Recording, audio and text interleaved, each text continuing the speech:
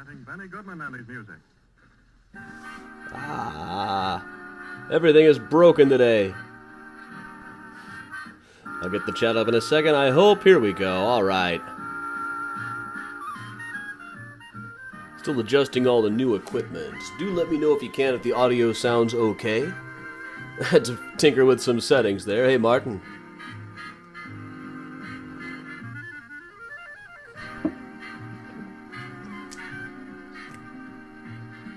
Hey, Keely. Hey, Ronnie and Melissa. Welcome along, everybody. Hey, Karen and Marcia and Timothy. Larry, Emily, and Gina. Good morning, Gene. Hey, Eric. Hey, Nancy, Susan, Lawrence, Kathy, Diane. Kind of comes in batches here. Hey, Becky. Hey, Rodney. Hey, Cindy. All right, sounds okay. Good.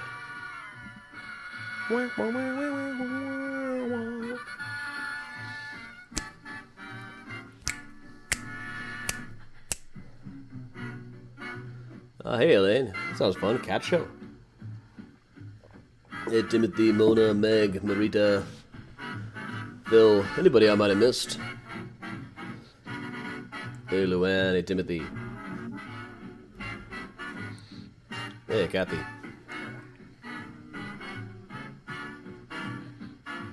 Hey, Kathleen. Hey, Mary. Hi, all around. Hey, Carol. Hey, Amy. Hey, Patricia.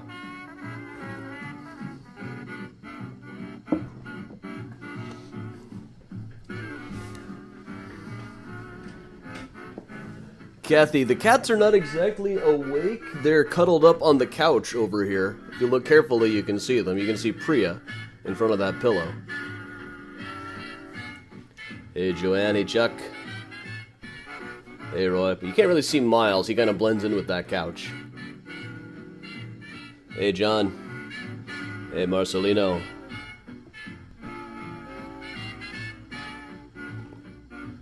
Tony, I will do my best. Hey, Cheryl.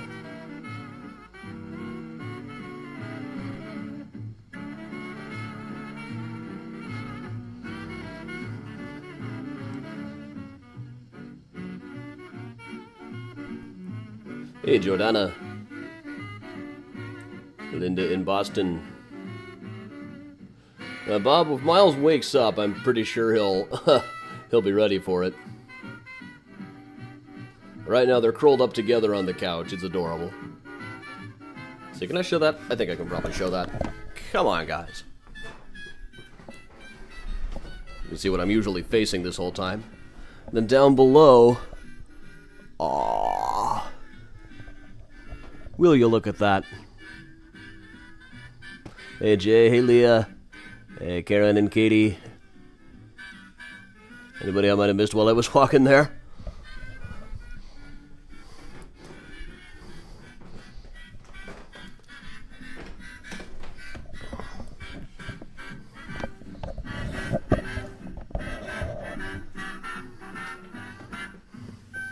So if they don't show up, they've at least fulfilled their obligation. Hey, Betsy. They've made their appearance.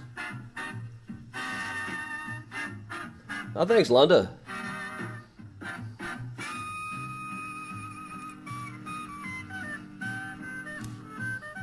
Oh, yeah, that Catch Catcher 1 toy, they go... Well, Priya, I think, has carried it over to the love seat that is right behind me.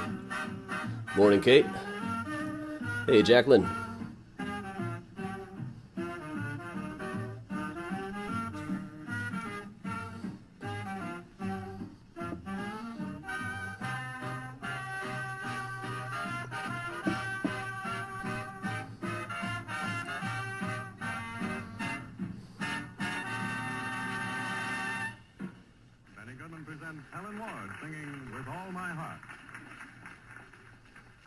Joanne, have a good time.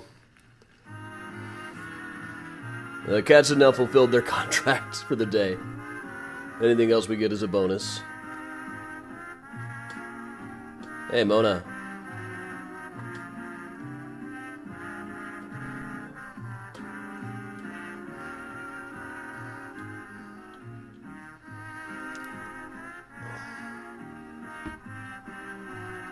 Oh, thanks, Noreen. Hey, Aviva.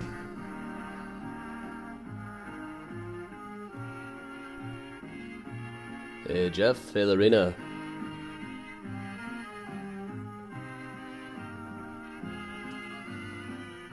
Morning, Lisa. We'll give it a few more minutes. Oh, it's not even 10 o'clock yet. Hey, Lynn.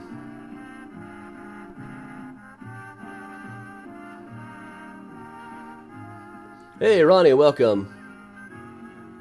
Glad to have you. I got a great Miles picture that I should show you guys. The other night.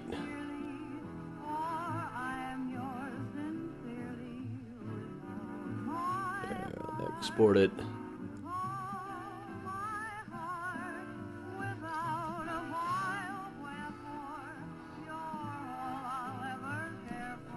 With all my heart.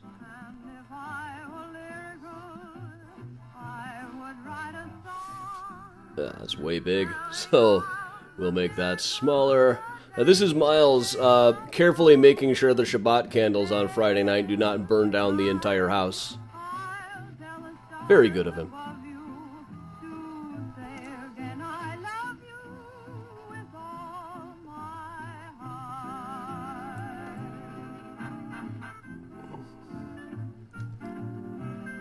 Hey, Dad. Hey, Debbie.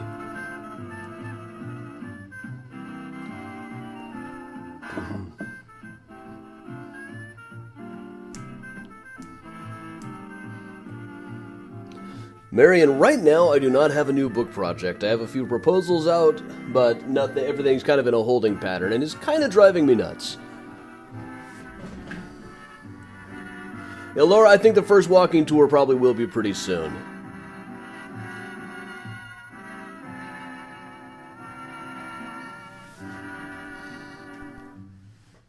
Benny Goodman goes way back and gets a lot of rhythm out of Walk, Jenny, Walk.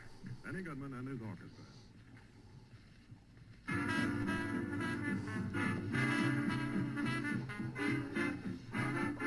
Viva, the thing is, I can't really leave I can never leave the candles burning as long as you're supposed to, as Miles just gets too interested in them. But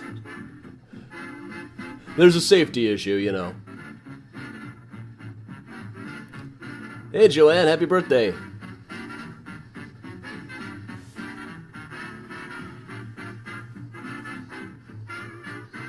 I'm still not really used to holding patterns. There's only been a couple of weeks since I was like 24 that I didn't have some book project on deadline. Or something in the works. That was about a year or so, I guess.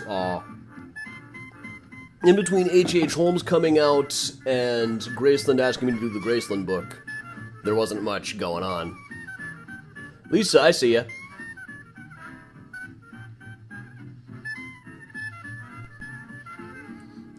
Hey, Susan.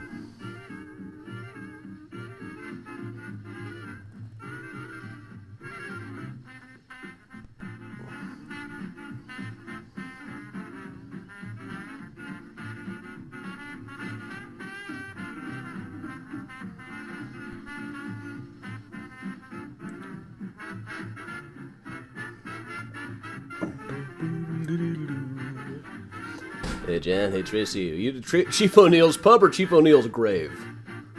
So we've been to the grave on the tours a few times. Yeah, Kathy, my Graceland book will be out. They were the ones who suggested it to me and offered me access to all of their stuff. Now, the office did. The board was a little more ambivalent about such things. That's boards for you.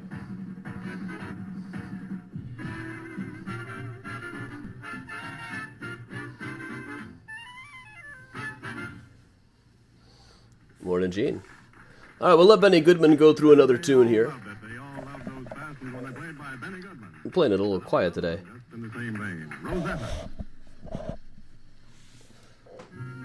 Morning, Geraldine. Hey, Gene, over on Twitch.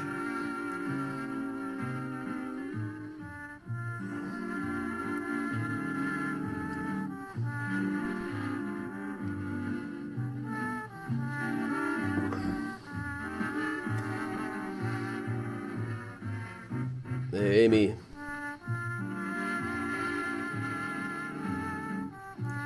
If we drink my lord at Pullman's grave, does it become a pub? Well, we tried that.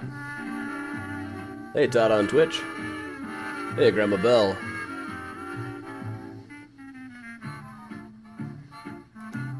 Joanne, I do have a basic proposal for one about Hawk. And it might be one of those that I just have to write anyway.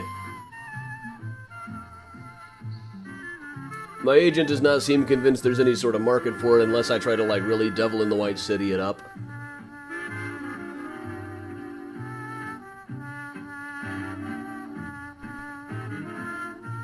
Ah, Tracy, that's cool.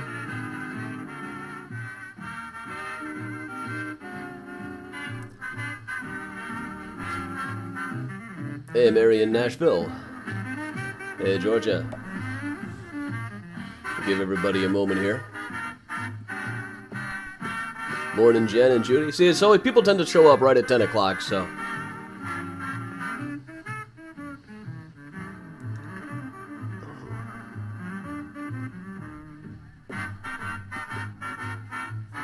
Jay, yeah, actually, I have done some work on the Dillinger tour lately.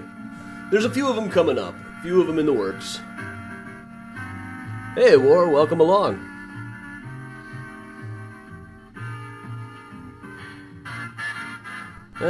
Print on demand stuff,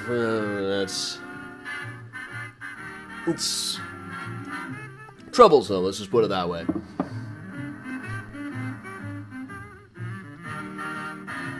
We'll let Benny finish up this tune.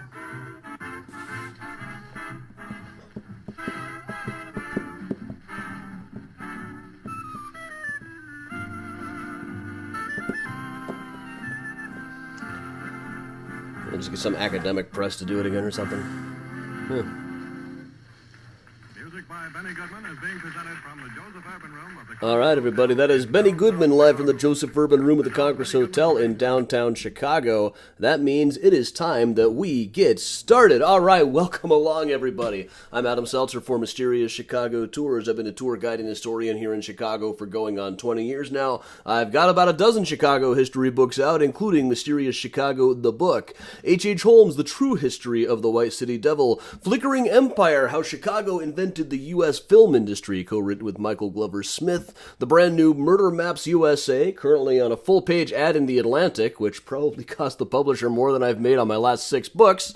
And most importantly for today, out this summer from University of Illinois Press will be Graceland Cemetery, Chicago's Stories, Symbols, and Secrets. Very excited about that one. It's one that I've worked on as long as any project I've ever done. Graceland is one of my favorite places to do tours. Really, doing tours at cemeteries is my favorite thing. There's always something new to find out. There's always something new to be researching. I found several things just since finishing the book that I really wish I could have written in, but it was a little bit too late for that. So I'm also on the History Channel and the Travel Channel all the time, so I am incredibly famous, and you should definitely pay attention to whatever I say. But alright, welcome along, everybody. Today we are doing a virtual tour of Graceland that is called Graceland Off the Walking Tour Route. Now, every walking tour I do there is a little bit different. There's always a point where I get to a place and do I tell this story or this story while I'm standing right here? Because there's a few places where I can stand where you can pick any number of things, and I can't do them all. But there are certain ones that almost never come up just for the simple reason of geography.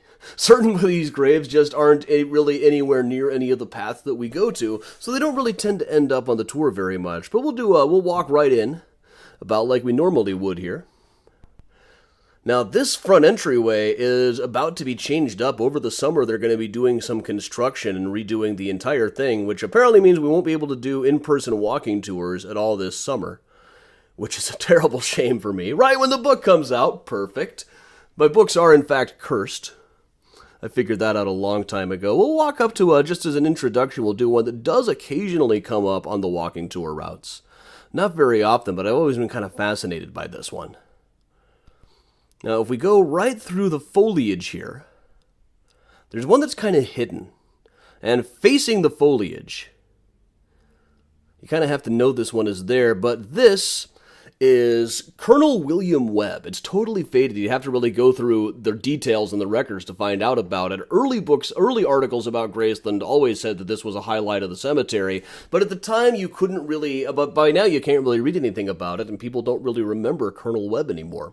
Colonel Webb was a guy who started out working in recruiting here in Chicago when the Civil War first broke out. Then in November of 1861, he was sent down to Springfield, Missouri. And his company got there after marching 3 days, having had to pack so much that they couldn't even bring their tents or anything. And then when they got there, immediately they were told that they were evacuating Springfield and had to march all the way 75 miles back to their original camp. Eventually, there'd been about 2 weeks when they hadn't had decent shelter. They were just marching along in the cold November rain. It wasn't great for anybody's health or immune system. Colonel Webb got typhoid fever and passed away. Now, his body was initially placed in a vault in the old city cemetery. The idea was they had a huge, elaborate funeral for him, but nobody had come to claim the body, so they figured they'd just put him there until somebody did. But then the next spring, the Battle of Shiloh came up, and nobody had claimed the body. And at this point, the Battle of Shiloh in the Civil War was the first time we had really significant numbers of Chicago casualties. So a lot of the city fathers sat down with representatives of Graceland and Rose Hill, and both of them offered a space for soldier burials. But Rose Hill already had a space like that. They'd opened a few months before Graceland did, so the city went with Rose Hill, and Thomas Barber Bryan, the head of Graceland Cemetery, decided, well, okay, we got to use this space for something, so he donated a plot to William Webb, who was still reposing in the vault. So this whole section was probably intended as the soldiers' graves, but the city decided not to use it. So there are scattered throughout the cemeteries. There is one Battle of Shiloh veteran whose body hadn't been shipped back yet that Bryan was able to donate a plot for. We'll move along over here. This one I've occasionally at least alluded to, but it's just a little ways off of the grass, so it doesn't always come up. This is the family of William Frederick DeWolf. Now, William Frederick DeWolf had been an abolitionist back in Alton, Illinois. Tried to counsel the people to stop them from assassinating Elijah Lovejoy, the abolitionist publisher. Unsuccessfully, but he tried. Now, elsewhere in the plot here, most of them aren't entirely legible. To the left is one that I believe was for his son, who was also killed fairly early on in the Civil War. His obituary says, "Truly has the dart of the insatiable archer found a shining mark." But then you can see this one here that looks like a draped sarcophagus. This one just over the larger one here. Let me see if I can make this any bigger. It doesn't really help to make it any bigger. This is a memorial that would have been at the Old City Cemetery in Lincoln Park originally. So a couple of years before Graceland opened, several family members of William Frederick DeWolf, including his 3 daughters, were on a steamship, the Bay State, out in upstate New York. And the steamship had a boiler explosion that ended up sending scalding hot steam all over the boat.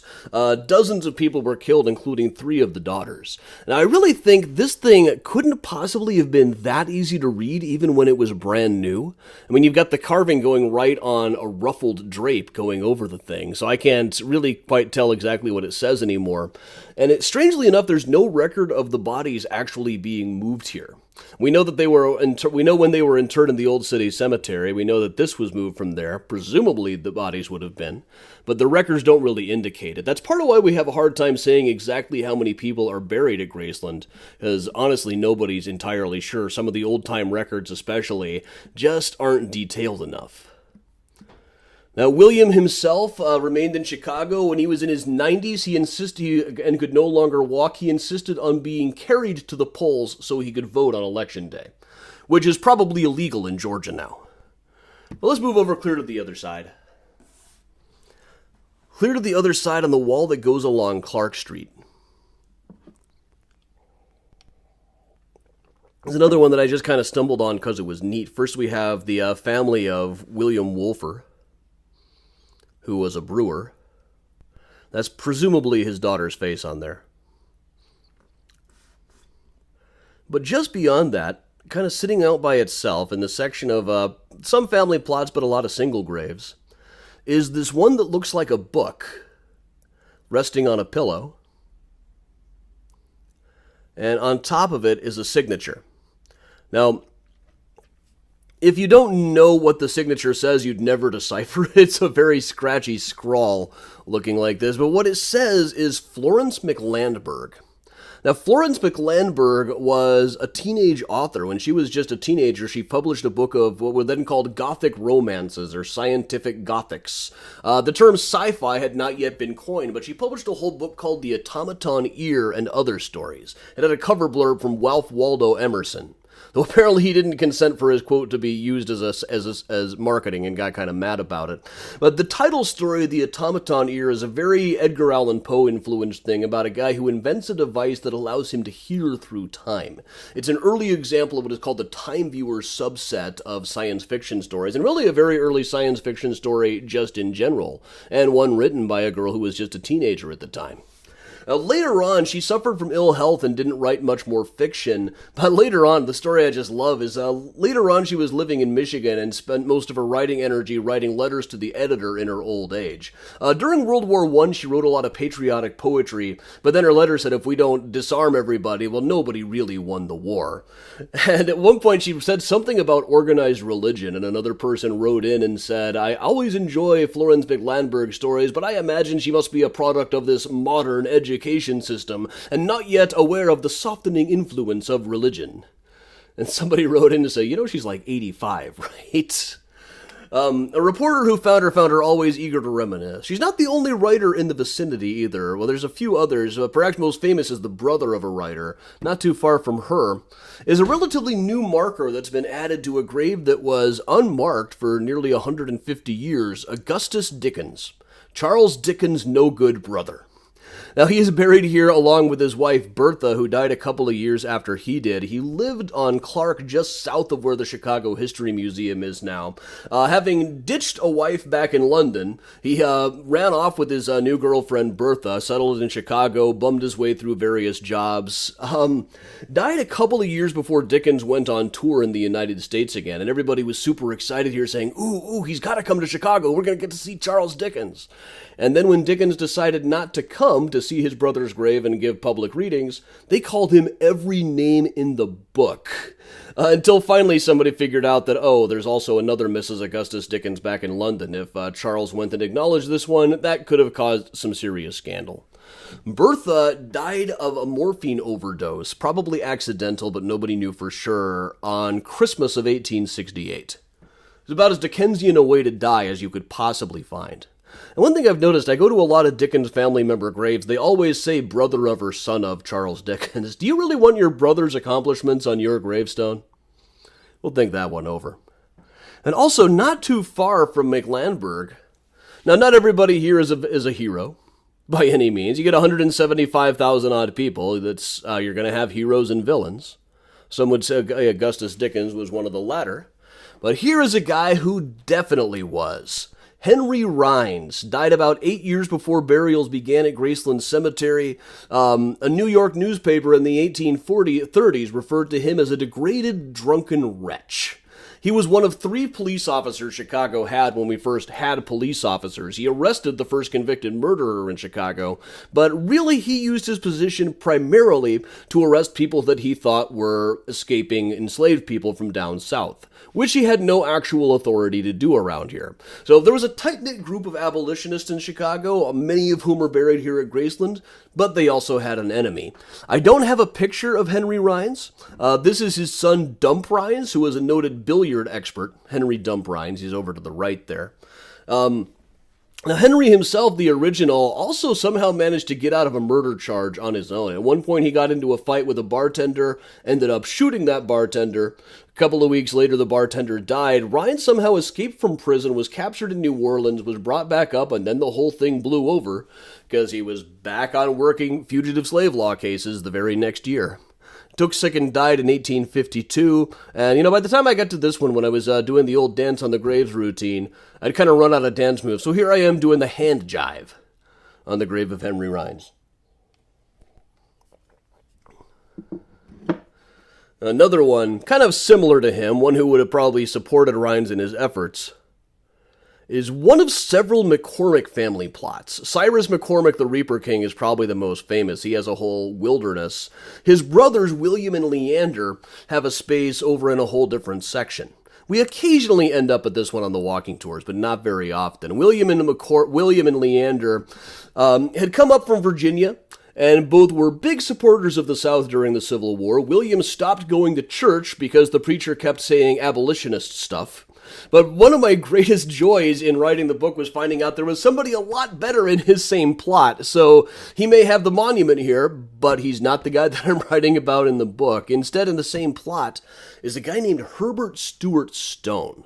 And I first became aware of this guy quite by accident. I was reading this old lady's diary. I love old ladies' diaries. And she started reminiscing about her old friend Herbert Stone, who had been in school with her. So there was a day when everybody had to write a report about the wastebasket. And most of them talked about the wastebasket is roughly 18 inches high, etc. But Herbert, she remembered decades later, wrote a monologue from the wastebasket's point of view.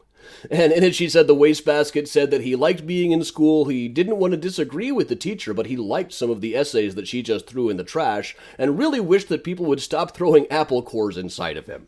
Now, decades later, she still remembered this, and he went on to be a publisher himself. He was George Bernard Shaw's American publisher, did some writing on his own. His father, Melville Stone, was the founder of the Associated Press and published the Chicago Daily News for a while. But Herbert himself, his career was still in full swing when he was killed on the Lusitania. That was a ship, supposedly a passenger ship that was going from the UK to the States that was sunk by the Germans before the United States entered World War I. It's part of why we did enter World War I. Though it was torpedoed under suspicion of carrying weapons, which it turned out later it definitely was doing. His body was actually recovered a couple of months later, and he was buried here in the plot, having married William McCormick's granddaughter, Mary Ann Grigsby McCormick. So he is buried here in the family plot, headed by a marquee attraction of a guy that he never would have met, died before he was even born. But now that we've talked about some jerks for a second here, though, let's go back over kind of by the Dickens grave. You can see that one right over here. This is the Bertha side of it. A little bluish one there. But just beside them is one of my favorite stories in the whole cemetery, and one of the most tantalizing mysteries as well.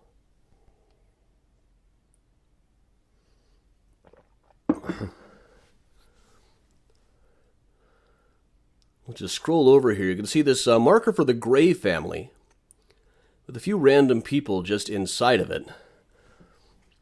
Now, we'll see a couple of things here. You can see off in the distance, you can see this just plain stone that is sitting here. This was originally supposed to be the base for a monument to a guy by the name of Joseph Henry Hudlin.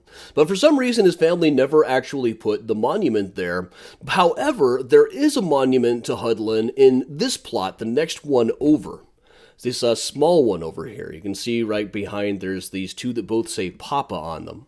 To the right is a guy named Willis Montgomery who has a typo on his gravestone. He was really born in 1829.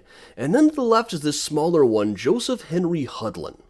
Now, there's a lot of stories told about exactly how Joseph Henry Hudlin came to be in Illinois. He was born enslaved in Virginia. He had traveled around a bit working as a sea hand and probably just sending the money back to his enslaver. But then one day he just pretended he was a chef on board a steamship that was going up the river to Illinois. And when it docked in Illinois, he just left. Made his way to Chicago, got a job as a janitor at the Board of Trade. This is the picture they usually show when they talk about him these days, though I'm not convinced it's really him. I think it might be his son, who also was the janitor at the Board of Trade for many years. The one picture I can find that's older that's actually listed as being him is this one. This ran in the Chicago Defender one time. Might just be a much earlier shot, but there's also pictures of his son in the uniform, and he looks exactly like the person right there. So that's a bit of a mystery to start with, but we know that Joseph started working on the Underground Railroad, helping other people to escape as well. He had a brother in Alton, Illinois. People would get across the river over to Alton from St. Louis, and then Joseph would come down and convey them the rest of the way to Chicago. Some of them stayed along, some of them got onto ships, like there was one called the Great Western, particularly, whose captain was only too happy to just kind of not notice that he suddenly had several more black crew members when he sailed away from Chicago, and that he had several fewer when he sailed away from Detroit, which was right across the bridge to Windsor, Ontario. Now, here's where it gets interesting. Is as I mentioned, he's not in his own family plot here. There's a marker for him in the next one over. But the lot record indicates that at one point there was a woman buried in the plot named Mary Ann Stevens, who is now buried in this section. She is the mother of Mrs. Gray. So they must have been fairly well connected. From what I can find out, Mary Ann and her daughter, Martha, were a black family who came over from St. Louis in the 1850s. This is exactly the kind of person that Joseph Hudlin was helping to escape. So we don't really know for sure, but they obviously had some sort of connection. The most logical guess is these might have been people that he helped escape on the Underground Railroad. And the same is quite possibly the same with Willis Montgomery as well, who came from Harrodsburg, Virginia in 1859. It's interesting, they've got the date on his gravestone as the date that he came to Chicago, not the date that he was born. Very little is really known about him. We know that he worked as a barber. Not a whole lot is known about Mary Ann or Martha either. We do know that when Martha made the paper once when she was about 75 because she was going to New Orleans to see the Mardi Gras. Go Mardi Gras, Granny Girl. I love that. I just realized the next one was really sad too, so let's skip that one. There's plenty to go.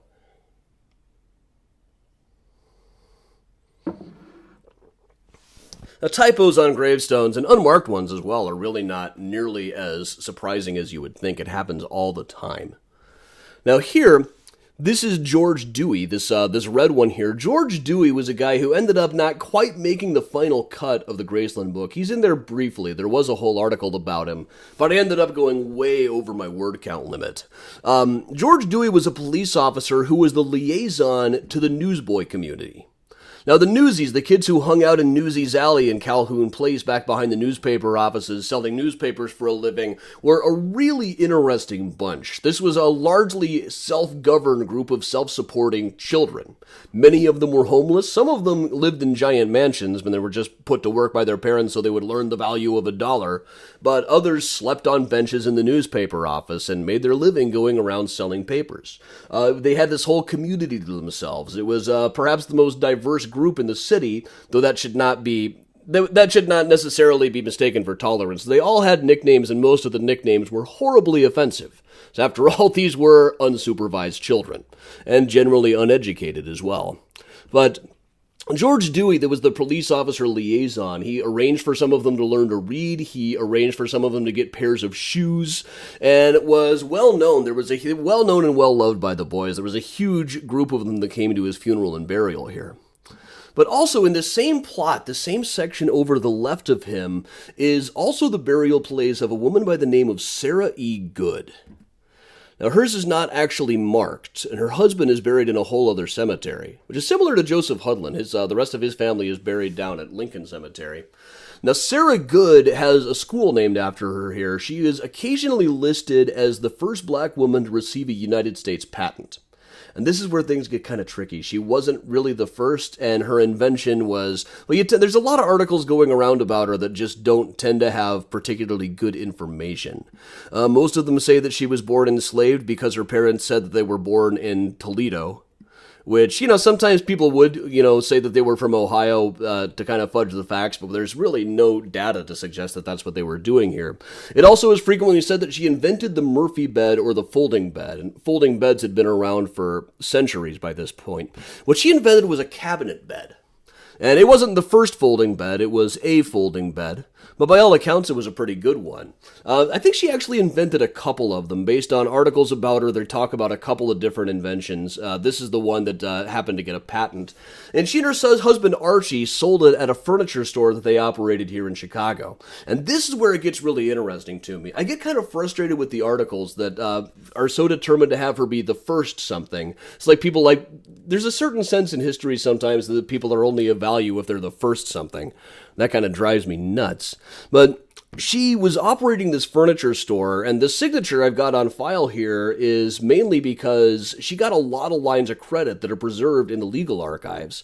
And because of the legal archives, we can see that she got lines of credit with a whole lot of different firms, primarily to sell wholesale furniture that she could sell at retail, and got these lines of credit herself without even having her husband co-signing. You occasionally hear that would have been illegal back in the 1800s for a woman to do that. It was certainly very unusual. Unfortunately, the reason that they're on file is they had a lot of trouble paying the loans back. Their furniture store operated down in the basement of a medical school. And when the pipes burst and everything flooded, you had medical school runoff and wastewater flooding the furniture store, which wrecked all of the stock. That led to an awful lot of lawsuits. They eventually won a lawsuit against the medical school, but they seem to have kind of given up on the store after that. Archibald, her husband, went on to be a very well-known contractor around the city, and she seemed to have lived quietly along with him. We're still trying to put the pieces together about her life, but it's fascinating stuff. We'll move on and see ourselves another author here. Over by the chapel, other side of the cemetery. Now we're coming up to a guy that I just talked about on the new TikTok. I finally decided to, try the thing where a guy in his 40s tries to be relevant with the new platform that all the kids are into. The latest dopamine slot machine. So if you go to TikTok, my handle on there is Adam Chicago, very easy to remember. Conveniently the same as my Venmo. Now, what we're walking through here is a columbarium that was built over nearby. A few notable people in there, such as Marion Mahoney Griffin, probably the most famous woman architect who is interred here in Graceland Cemetery, known generally as a cemetery of architects. But the one that I just covered on the TikTok is right through this dense underbrush here. It's always harder to get to than I think. I've tried this on one or two walking tours. But you can see we have to really navigate some rough terrain to get to this one. Or just walk way, way off of the paved road. But it's one of my favorite gravestones anywhere. This is the grave of a guy by the name of Vincent Starrett, who in his time was the Chicago Tribune's book critic, but perhaps best known for being an expert on Sherlock Holmes. He wrote an essay in a book called The Private Life of Sherlock Holmes, which was the first time I think that people really tried to find out, where was 221B Baker Street? Were these real locations, at least, that Sir Arthur Conan Doyle was writing about? So they've got reproductions of his two book plates on the gravestone here, including the one with Sherlock Holmes, with perhaps his most famous quote, which is, "It was always 1895. That's from The Private Life of Sherlock Holmes. It's a line he did twice. In fact, in prose he wrote, "There can be no grave for Sherlock Holmes or Watson. Shall they not always live in Baker Street? Are they not there this instant, as one writes? Outside the hansoms rattle through the rain, and Moriarty plots his latest devilry. Within the sea-coal flames upon the hearth, and Holmes and Watson take their well-won ease. So they still live for all that love them well, in a romantic chamber of the heart, in a nostalgic country of the mind, where it is always 1895. Now, the other much more famous use of that is a sonnet he wrote that's well known in Sherlock Holmes fandom called 221B. Here dwell together still two men of note, who never lived and so can never die. How very near they seem, yet how remote, that age before the world went all awry. But still the game's afoot for those with ears attuned to catch the distant view halloo. England is England, yet for all her fears, only those things the heart believes are true.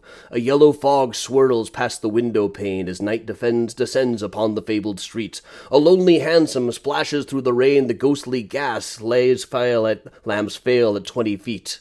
Here, though the world explode, these two survive, and it is always 1895.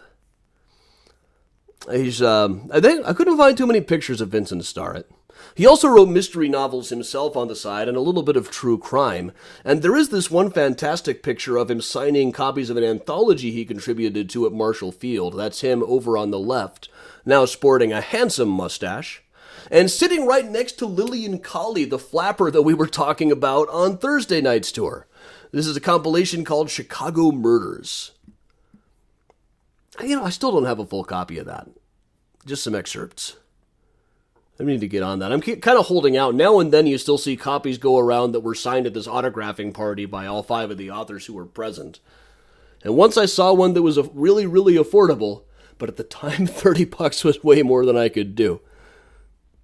Well, we're talking about authors, though. This guy might start making it onto the walking tours. I found out so much interesting stuff about him just lately.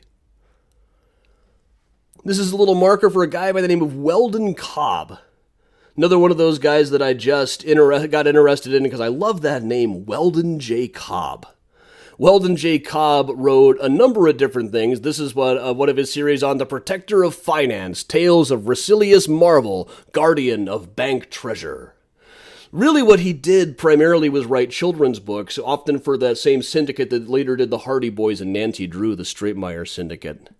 He wrote under the name Roy Rockwood a whole series about Dave Dashaway and his hydroplane.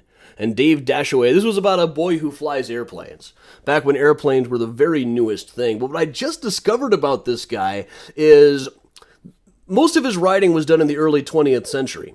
In the 1860s, when he was a teenager and into his early 20s, he was in the newspaper all the time for being a really wild child. He was always being found passed out on overdosing on morphine. Once he was shot in the cheek by, it was widely reported it was by a woman named Waterford Jack, one of the most famous sex workers in the city at the time, whose skull ended up at on display at the Whitechapel Club. There was also, the next day it was denied that she was involved in it. He had accidentally shot himself in the face while walking on the Randolph Street Bridge or something. At one time he was in the news for having married a woman and then being deserted by her 8 days later, in and out of the news with this kind of stuff, but eventually he appears to have gotten his act together and became a children's book writer. I don't know if you can still do that. Some others that I'll just point out because I like the epitaphs. This is kind of a window into how I decide who goes into the book. Over here, there's a guy who was the Secretary of the United States Treasury under Taft. That's this guy right here. Franklin McVeach. But then right behind him is Lillian Julia Davenport Partak with the line, "Lily, my one and only." It's a line from a Smashing Pumpkins song. Now, given a choice between a guy who was Secretary of the Treasury and a woman who has a Smashing Pumpkins song on her gravestone, I'm going with the Smashing Pumpkins song every time. Lillian was a graphic designer who passed away due to breast cancer in 2013, unfortunately. Her final tweet, she said, "Everything I know about typography, I learned from watching The Price is Right." We'll go to a couple of other interesting epitaphs.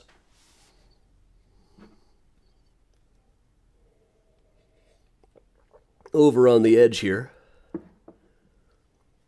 There's fairly few of them that actually have an image of what the person looked like at Graceland, and only one that I know of that shows a 90s style mullet. That's Joseph O. Schuller, whose gravestone says, "Ha! Was that it?" See, I love it when there's something on a gravestone that really gives you some sense of what a person was like, what their personality was. More commonly, you'll see things like husband, mother, true. It's stuff that doesn't really tell you anything about people. But then, of course, you've also got guys like Joseph Jude McCaskey. I just love this guy. Grandson of Papa Bear Hallis, who we talked about the other day on Find a Grave Friday. This is Joseph Jude McCaskey, whose gravestone has a smiley face and a peace sign with sunrise and sunset rather than born died. And the epitaph, "He was tidy. Love yourself." Now, it is worth noting that it doesn't have a date of death here. Joseph Jude McCaskey is still alive. His family is the McCaskey family that owns the Chicago Bears. Lives up in Wisconsin, I believe. We'll just move a little bit over from him.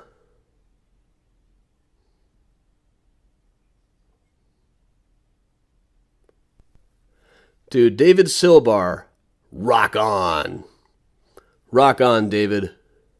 I've seen rock on a number of them recently. It's kind of become a trend, I guess. We'll back up a little bit from rock on.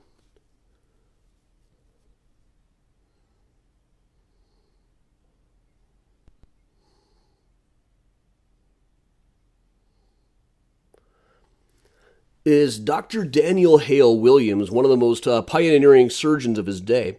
Daniel Hale Williams ran Providence Hospital, which was almost entirely staffed by a black staff and served primarily but not exclusively black patients. Daniel Hale Williams was perhaps the most notable black surgeon of his day.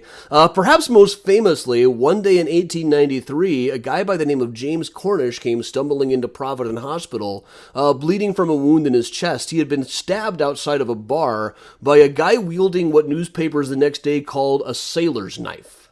Now, on examination, it turned out that knife had gone all the way into his heart, and Dr. Williams decided to try to perform open heart surgery on him, which so far as anybody knew had never really been done before, at least not successfully. So he timed the stitches to the beating of the guy's heart and was able to successfully sew it up, which, it's one of those things where you get conflicting reports as to whether it was the first or not. It was certainly the first anyone around him knew about. It actually made the news the next day, sewed up his heart. Now, I did some talking head work for Mysteries at the Museum about this one time, and they wanted me to play up the drama saying Dr. Dan knew that it was a huge risk. Frankly, it was not a huge risk. This guy was dead where he stood. There was a guy comes in having been stabbed in the heart. There was nothing you could do. You could do some surgery, but he was probably going to die anyway. It wasn't exactly a huge risk. It was just a huge victory that he managed to save his life. And he was found working in a foundry as though he was fully recovered not too long after that. Wings of hospitals are named for Dr. Williams.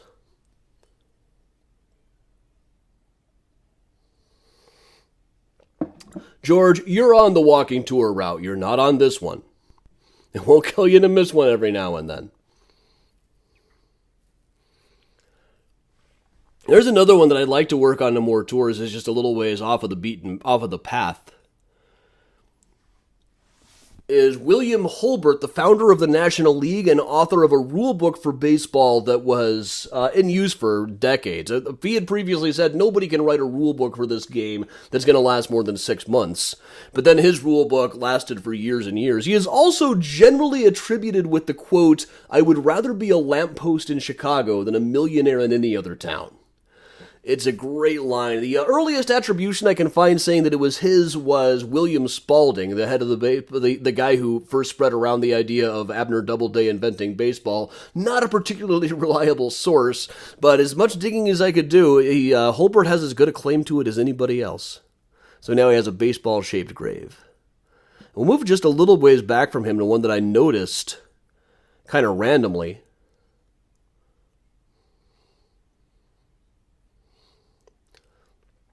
Is William D. Kerfoot, who famously lost his building along with every other building in the Great Chicago Fire. He was a realtor by trade. But immediately put together, with the ruins still smoldering, quick built himself a shack that would function as a new real estate office, including the sign, William D. Kerfoot is at 59 Union Park Place, all gone but wife, children, and energy. One of those anecdotes about the Great Chicago Fire that gave people hope in the time afterwards. Move on to one of the mysteries out here. Also, did you see the coyote going? Off in the distance. I know they're still out there this year. I haven't had as much luck running into them to get photos this year. I've got enough saved. The Patreon, where I post a coyote picture every week. There's plenty to go around. I'm not in any danger of running out anytime soon. But right over here, I kind of use this flower bed as a way marker to find this other one.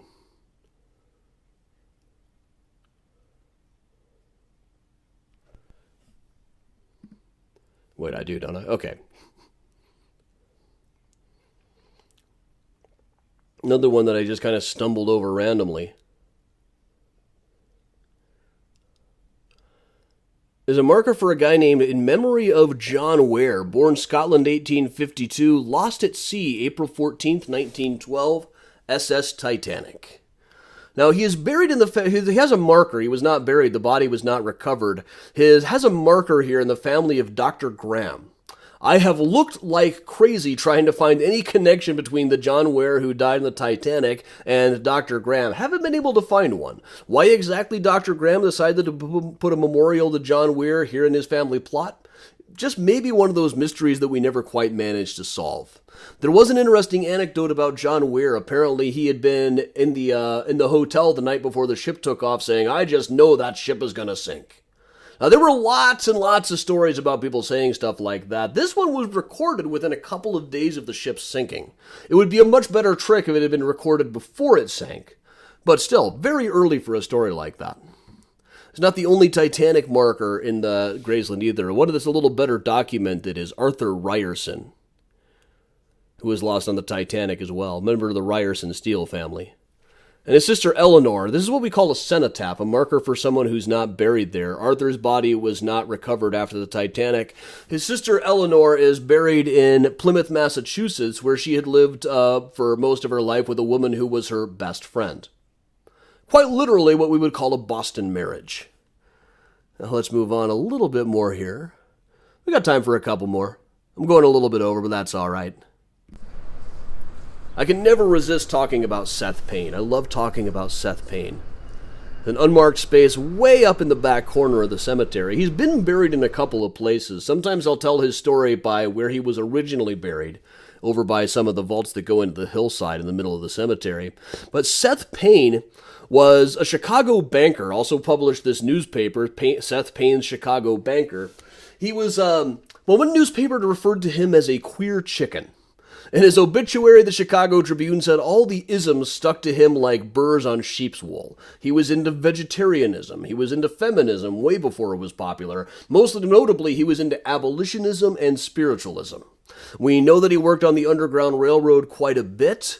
In fact, here's a picture of him with some Pinkerton agents who he worked with during the Civil War in 1863, and later set up a woman's home over near Hull House. This is where he eventually died in the 1870s. But in the 1850s, when he was running a bank, he grew a long beard way before that was popular. In the early 1850s, there's a famous letter somebody wrote that said, "I walked out in the street today and saw 3 men with beards, and also an elephant." That was, for years, men had been beardless, but he started wearing robes and dressing with this, talking about spiritualism, the practice of talking to the dead a lot and wearing a long beard. He must have been quite a sight, like this abolitionist wizard walking around in Chicago. His bank was run on spiritualist principles. He hired women to work as mediums. This would be one of the first banks actually to hire women, in fact. But their job was to, talk to the spirit of Alexander Hamilton to see if somebody had was a good credit risk. Really an interesting guy. Somebody's working on a biography of Seth Payne. I'm very interested to read that. Cover. There's a cool one. Now this one, it's too far of a walk for a guy that I can't say much about. Frederick Winston Seymour, a corporate lawyer. That's about it. But he's got this fantastic monument with 4 sundials on each side.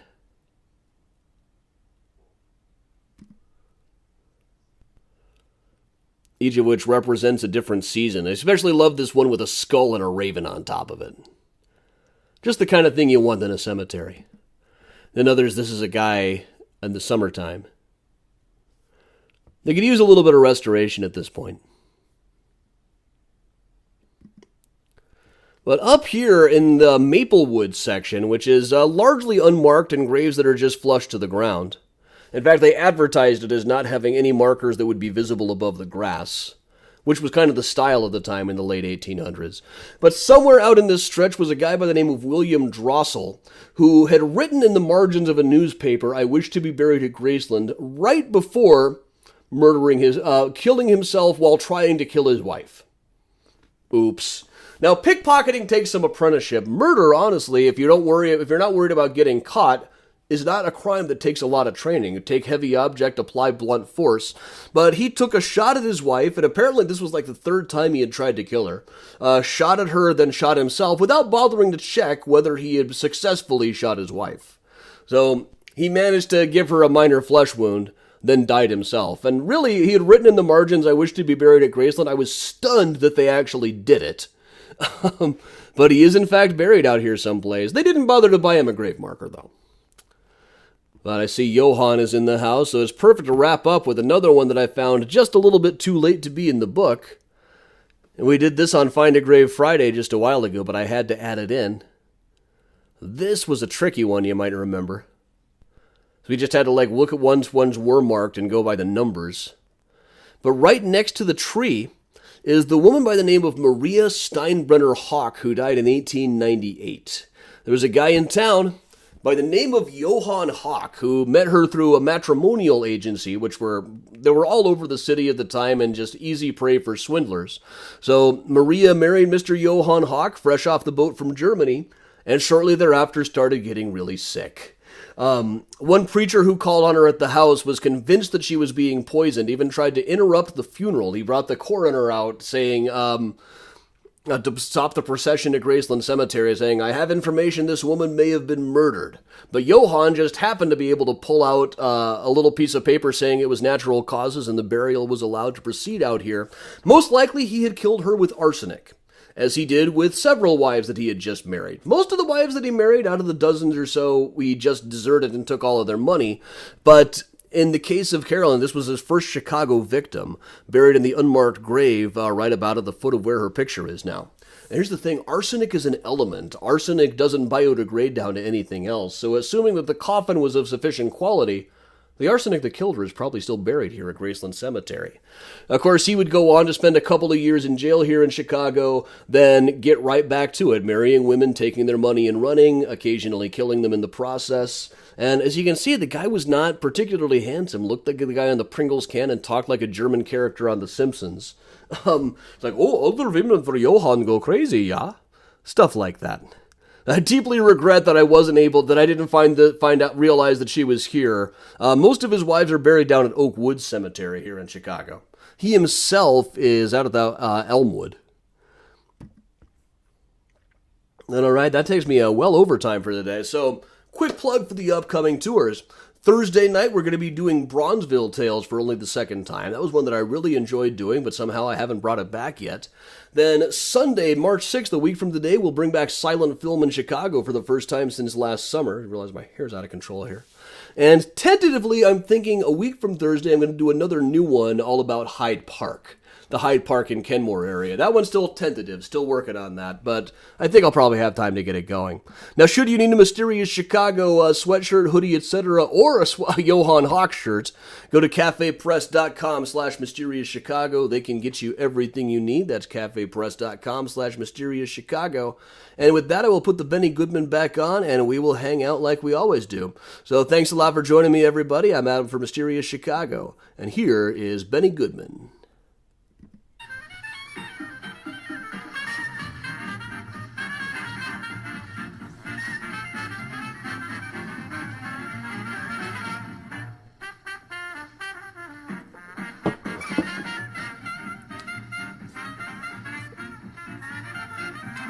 Alright, once again, my comments seem to have froze about 5 minutes ago, so I'm going to get onto the phone. I'll get the comments on here. Thanks, Libby.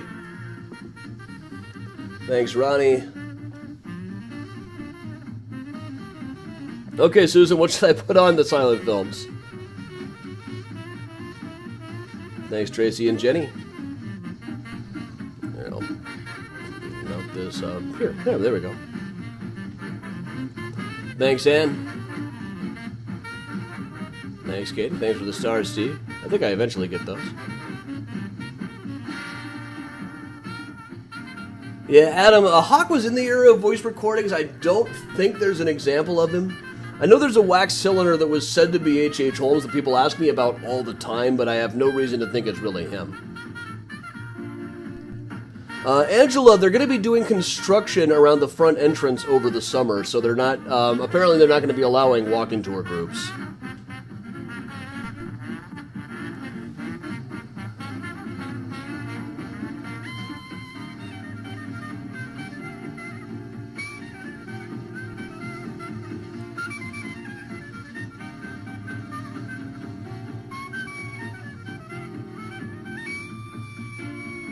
Hey, I think I missed something. Lauren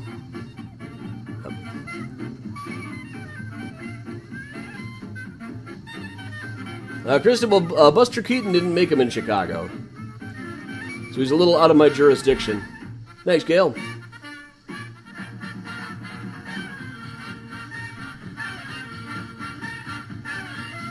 Hey, Raheem, I talked a couple of years ago, WTTW talked to me about maybe doing a show, but their basic attitude was like, well, we got Jeffrey Bayer already, so... Thanks, Gene. So really, I think they were just pretending to give me a show as a pretense to pump me for ideas about another show they were already doing. Which happens a lot, that kind of stuff.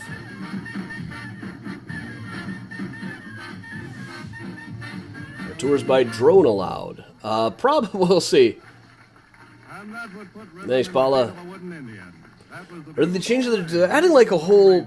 I haven't... There's going to be a new arch and some kind of new space up front. Hey, Lisa. It's an interesting thing. I'm getting the YouTube and Twitch comments on my restream window, but I had to prop up the phone over here to see the Facebook ones. How many of Hawk's wives have you located? In Chicago, a couple. Plus his. But even then, one of his wives and his own, I can only tell like the general area. Okay, Kristen, I can probably see I'll see what I can do there. See where he performed. I know where Chaplin performed. He didn't do that much vaudeville here, really.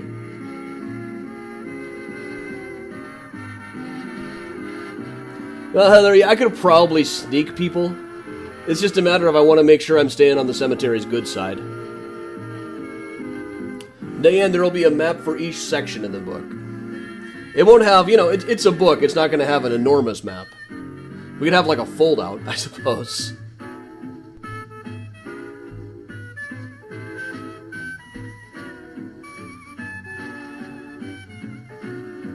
Could I find out what mob member was buried in a cemetery in Steger years ago? I need more information than that, but maybe. Kathy, walking tours will probably resume in a few weeks, so I'll keep you posted. Make sure you're on the mailing list.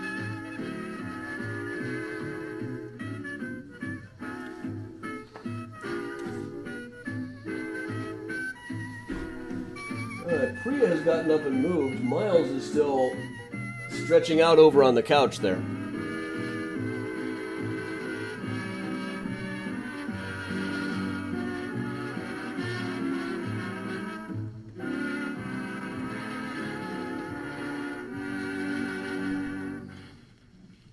Down Harlem Way, they're all trucking, and here's Helen Ward to tell you all about her. Trucking.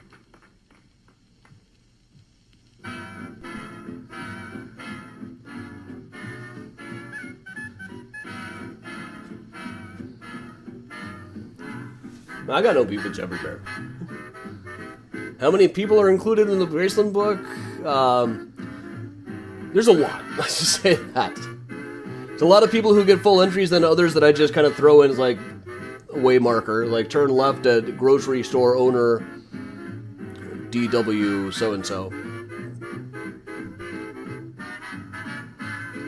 They should definitely hire Boyington. They can get Seth Payne to intervene.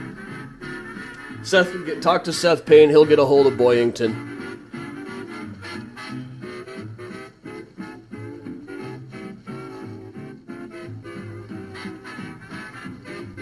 Stephanie, it doesn't have pictures for most of them. It has as many as we could fit. Any chance of a volume 2? I'd probably have to do that one just like web page editions or something. Frankly, a book about a particular cemetery is a very niche market kind of thing. A volume 2 is that much more so. Unless it's a huge hit or something.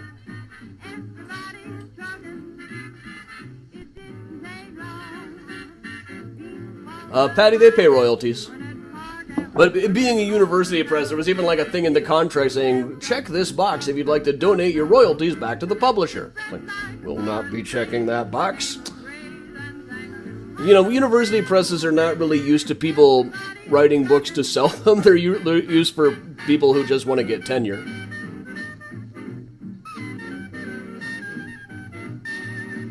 Were the plaques white bronze? No, I don't believe they were white bronze. White bronze doesn't typically have that patina over it. Partly because it's not bronze, it's zinc.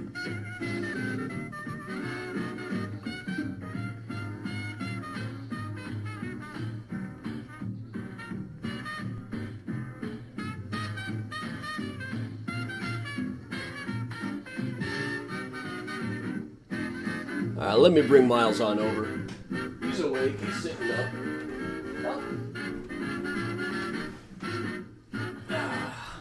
Then he heard his name. He jumped right over. Hey, Miles. See the new HD camera? You look better than ever. You can see how bad my hair is today. My double chin is certainly more apparent on this one. Yeah, let's reposition. Okay, there we go.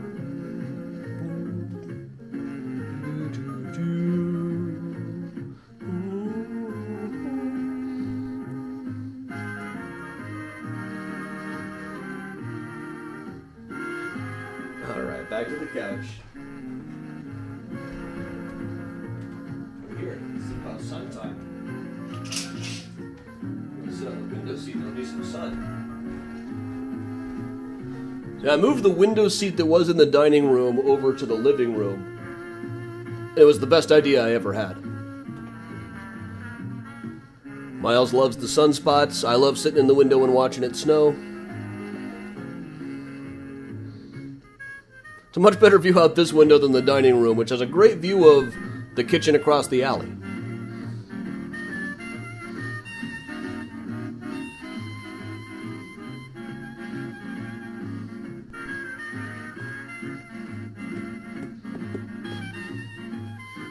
Thanks, Susan.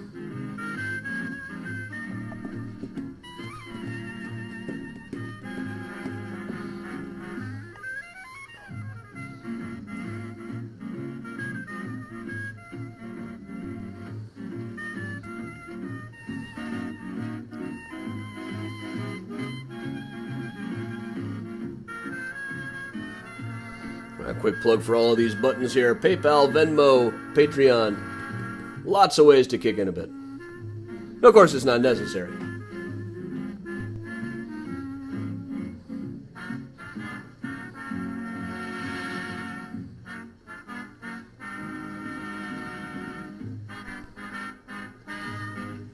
Yeah, he's sitting in the window right now. This is going to be maybe too bright. But it gets him a great sunspot to sit in.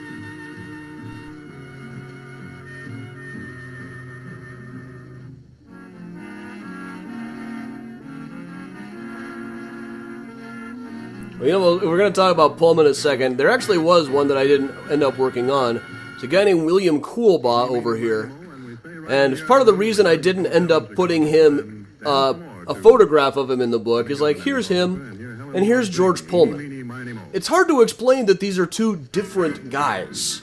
They got the same facial cut, the facial hair, the same haircut, same grim look on their face.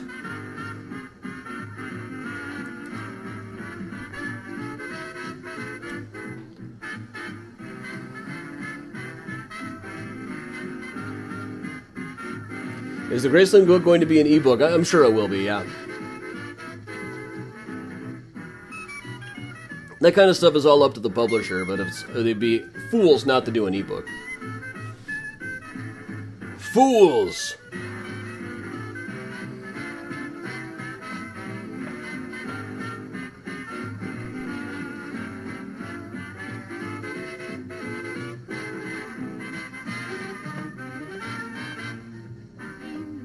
Thanks, Kathy.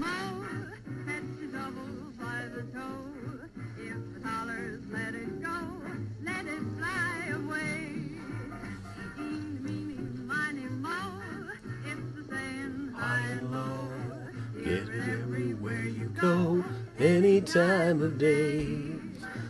Patty, sometimes. I have to look at what the rate is on it.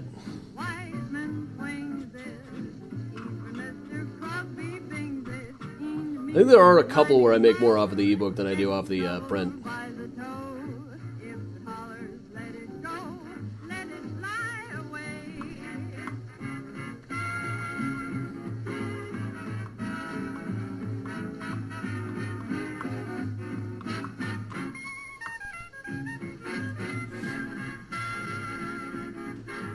Miles, did you switch to a different window? Interaction over on these ones? Okay. Miles is getting into all the windows today. Now, Laura, I'm thinking I can sneak in a few beforehand. I don't have exact dates yet. I think it's like late May to late August. Assuming everything goes well. I'm fine. My books are just cursed, that's all. And we'll let the title speak for itself. Benny Goodman presenting Madhouse.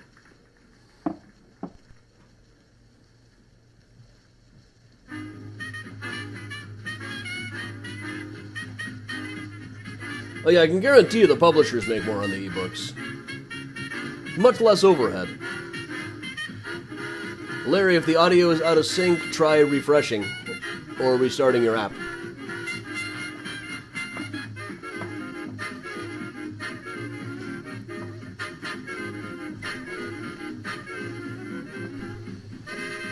Hey, Miles.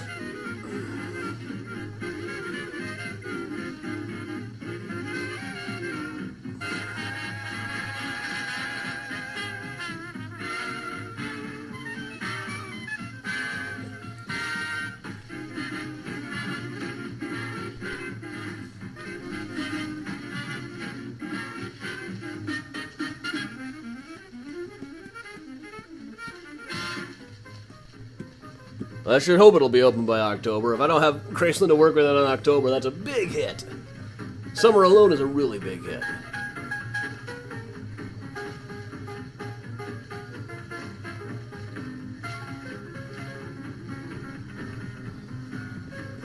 Yeah, personally, I hardly ever buy physical books anymore.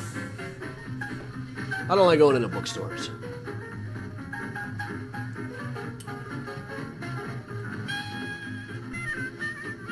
It'll start me thinking about how my books were all cursed. Ah, thanks, Donna.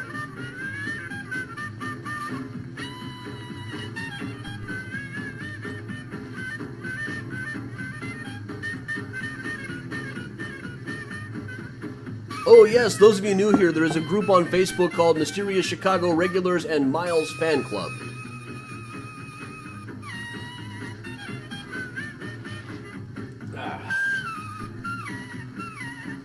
Oh, but you got such good lighting here right now, Miles. Look at how you glow.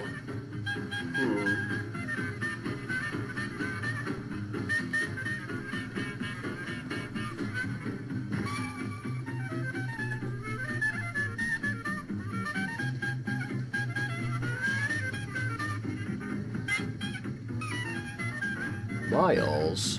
Whoa, Miles.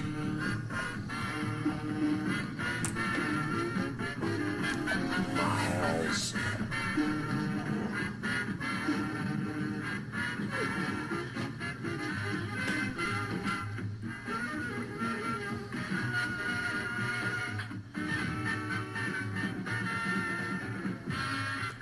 Priya is on the couch right now.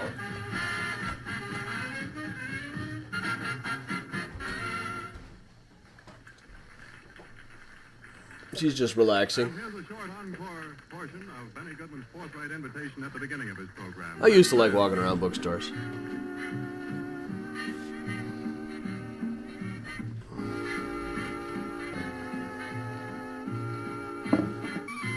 It's kind of like, mechanics don't like driving cars anymore.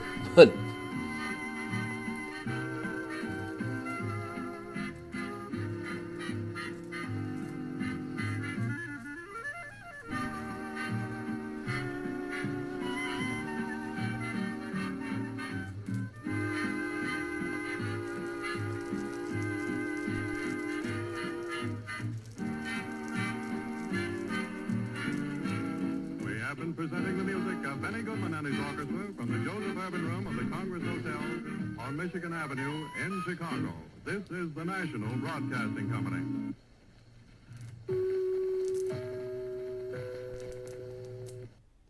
Well, all right, everybody. Sounds like Benny is wrapping up. I think it's time for me to start wrapping up, too. I am really, really hungry this morning. So, quick weather plug for the upcoming tours. On Thursday night, we're doing Bronzeville Tales. Come Sunday, a week from today, it'll be silent film in Chicago. And the Thursday after that, tentatively, a brand new tour about Hyde Park. Long overdue. So, all right, everybody, thanks a lot for joining me. Thanks to everybody who has kicked in a little bit to help me keep the lights on through the long, cold, lonely winter. And until then, everybody, stay warm, stay safe, stay happy, stay fighting the good fight. And, of course, stay spooky, everybody. Have a good night.